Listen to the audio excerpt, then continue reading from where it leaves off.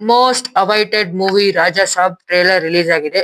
So trailer ನ ಸ್ವಲ್ಪ ಜನ ನೋಡಿ ಬೇಜಾರ್ ಮಾಡ್ಕೊಂಡಿರ್ತೀರಾ ಅಂತ ಅನ್ಸುತ್ತೆ.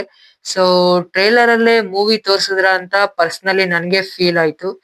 ಇನ್ನು ಪ್ರಭಾಸ್ ಅವ್ರನ್ನ ಬಾಹುಬಲಿ, ಸಲಾರ್, ಕಲ್ಕಿ ಈ ರೀತಿ ಆಕ್ಷನ್ಸ್ ಮೂವೀಸ್ ಅಲ್ಲಿ ನೋಡಿ ಸೊ ಯಾವಾಗ ಪ್ರಭಾಸ್ ಅವ್ರನ್ನ ಡಾರ್ಲಿಂಗ್ ಪ್ರಭಾಸ್ ಆಗಿ ನೋಡ್ತೀವಿ ಅಂತ ಫ್ಯಾನ್ಸ್ ಎಲ್ಲ ವೆಯ್ಟ್ ಮಾಡ್ತಾ ಇದ್ರು.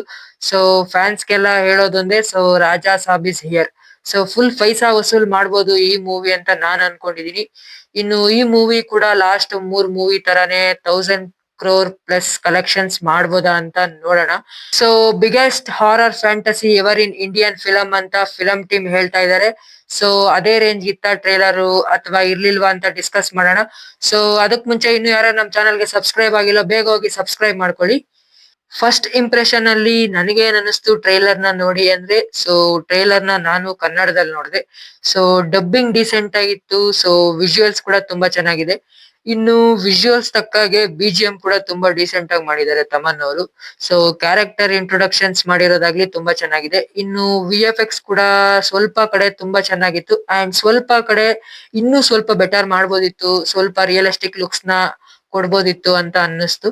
ಇನ್ನು ಪ್ರಭಾಸ್ ಅವರ ಸ್ಕ್ರೀನ್ ಪ್ರೆಸೆನ್ಸ್ ತುಂಬಾ ಚೆನ್ನಾಗಿತ್ತು. ಅವ್ರನ್ನ ಪ್ರೆಸೆಂಟ್ ಮಾಡಿರೋ ರೀತಿ ತುಂಬಾ ಚೆನ್ನಾಗಿದೆ. ಇನ್ನು ಫ್ಯಾಂಟಸಿ, ಹಾರರ್, ಕಾಮಿಡಿ ಜಾನರ್ ಅಲ್ಲಿ ಬರ್ತಾ ಇದ್ದಾರೆ ಪ್ರಭಾಸ್ ಅವರು. ಬಟ್ ನನಗೆ ಟ್ರೈಲರ್ ಅಲ್ಲಿ ಅಷ್ಟಾಗಿ ಕಾಮಿಡಿ ಎಲಿಮೆಂಟ್ಸ್ ಏನು ಕಂಡು ಬಂದಿಲ್ಲ. ಸೊ ಇನ್ನು 3 ಹೀರೋಯಿನ್ಸ್ ಬಗ್ಗೆ ಮಾತಾಡೋದಾದ್ರೆ, ಸೊ ಅವರ ಸ್ಕ್ರೀನ್ ಪ್ರೆಸೆನ್ಸ್ ಕೂಡ ತುಂಬಾ ಚೆನ್ನಾಗಿದೆ.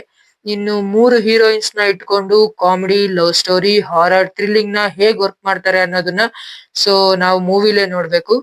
ಇನ್ನು ಟ್ರೇಲರ್ ನ ಬ್ರೇಕ್ ಡೌನ್ ಮಾಡೋದಾದ್ರೆ, ಸೊ ಟ್ರೇಲರ್ ನ ಸ್ಟಾರ್ಟ್ ಅಲ್ಲೇ ನಮ್ಗೆ ಪ್ರಭಾಸ್ ಅವ್ರನ್ನ ಯಾರೋ ಹಿಪ್ನೋಟೈಸ್ ಮಾಡೋ ರೀತಿ ವಾಯ್ಸ್ ಬರುತ್ತೆ. ಸೊ ಹಿಪ್ನೋಟೈಸ್ ಅಂದ್ರೆ ಪ್ರಭಾಸ್ ಅವರು ಅವ್ರ ಮಾತ್ ಕೇಳೋ ರೀತಿ ವಾಯ್ಸ್ ಬರುತ್ತೆ. ಸೊ ಅದೇ ಫ್ರೇಮ್ ಅಲ್ಲಿ ನಮ್ಗೆ ದುಡ್ಡನ್ ಕೂಡ ತೋರಿಸ್ತಾ ಇರ್ತಾರೆ. ಸೊ ಇನ್ನೂ ಕೆಲವು ಫ್ರೇಮ್ಸ್ ಅಲ್ಲಿ ದುಡ್ಡು, ಒಡವೆಗಳನ್ನ ತೋರಿಸ್ತಾನೆ ಇರ್ತಾರೆ.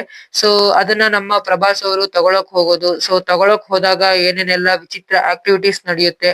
ಸೊ ಇದನ್ನೆಲ್ಲ ನೋಡಿದಾಗ ನಮ್ಗೆ ಸ್ವಲ್ಪ ಟೀಸರ್ ಅಲ್ಲಿ ಕೊಟ್ಟಿರೋ ಹಿಂಟ್ ಪ್ರಕಾರ, ಸೊ ಪ್ರಭಾಸ್ ಅವರ ತಾತ ಅಂದ್ರೆ ಸಂಜಯ್ ದತ್ ಅವರು ಅವ್ರ ಆಸ್ತಿನೆಲ್ಲ ಅಥವಾ ಅವರ ಸಂಪತ್ತನ್ನೆಲ್ಲ ಅವರೇ ಅನುಭವಿಸ್ಬೇಕು. ಸೊ ಅವ್ರ ಸತ್ಮೇಲ್ ಕೂಡ ಅವರೇ ಅನುಭವಿಸ್ಬೇಕು. ಸೊ ಇನ್ ಕೇಸ್ ಅದನ್ನ ಬೇರೆ ಯಾರಾದ್ರೂ ಮುಟ್ಟಿದ್ರೆ ಅಥವಾ ತಗೊಳಕ್ ಹೋದ್ರೆ ಸೊ ಏನಾಗುತ್ತೆ ಅನ್ನೋದನ್ನ ನಾವು ಮೂವಿಲೇ ನೋಡ್ಬೇಕು. ಇನ್ನು ಸಂಜಯ್ ದತ್ ಅವರು ಬರೀ ಪ್ರಭಾಸ್ ಅವರ ತಾತನ್ ರೋಲ್ ಮಾಡಿದ್ದಾರೆ ಅಂತ ನಾವ್ ಅನ್ಕೊಂಡಿದ್ವಿ. ಸೊ ಟ್ರೈಲರ್ ನ ನೋಡಿದ್ಮೇಲೆ ಗೊತ್ತಾಯ್ತು, ಸೊ ಸಂಜಯ್ ದತ್ ಅವರು ಒಬ್ಬ ಎಕ್ಸಾರ್ಸಿಸಮ್ ನ ಪ್ರಾಕ್ಟೀಸ್ ಮಾಡಿರುವಂತ ಮಂತ್ರವಾದಿಯಾಗಿ ಕೂಡ ಕಾಣಿಸ್ತಾ ಇದ್ದಾರೆ. ಸೊ ಇದನ್ನೆಲ್ಲ ನೋಡ್ತಾ ಇದ್ರೆ ನಮ್ಗೆ ಫಸ್ಟ್ ಸ್ಕ್ರೀನ್ ಅಲ್ಲಿ ಪ್ರಭಾಸ್ ಅವ್ರನ್ನ ಹಿಪ್ನೋಟೈಸ್ ಮಾಡಿರೋದು ಅವರ ತಾತಾನೇ ಇರ್ಬೋದು ಅಂತ ಅನ್ಸುತ್ತೆ. ಇನ್ನು last shot Raja Saab entry and dialogue ತುಂಬಾ ಮಾಸ್ ಆಗಿತ್ತು. ಸೊ ಅಲ್ಲಿನ ಸ್ಕ್ರೀನ್ ಪ್ಲೇ ನನಗೆ ತುಂಬಾ ಇಷ್ಟ ಆಯ್ತು. ಇನ್ನು 300 ರಿಂದ 400 ಕೋಟಿ ಬಡ್ಜೆಟ್ ಅಲ್ಲಿ ಈ ಮೂವಿ ರೆಡಿ ಆಗಿದೆ. ಸೊ ಸೆಟ್ ಗಳನ್ನ ನೀವು ಟ್ರೇಲರ್ ಅಲ್ಲಿ ನೋಡಿದ್ರೆ ನಿಮ್ಗೆ ಗೊತ್ತಾಗುತ್ತೆ. ಸೊ ಇಷ್ಟು ಕೋಟಿ ಬಡ್ಜೆಟ್ ನ ಇಟ್ಕೊಂಡು ಸ್ವಲ್ಪ ವಿಎಫ್ಎಕ್ಸ್ ಮೇಲೆ ವರ್ಕ್ ಮಾಡಿದ್ರೆ ತುಂಬಾ ಚೆನ್ನಾಗಿರ್ತಾ ಇತ್ತು ಅಂತ ನನಗನ್ನಿಸ್ತು.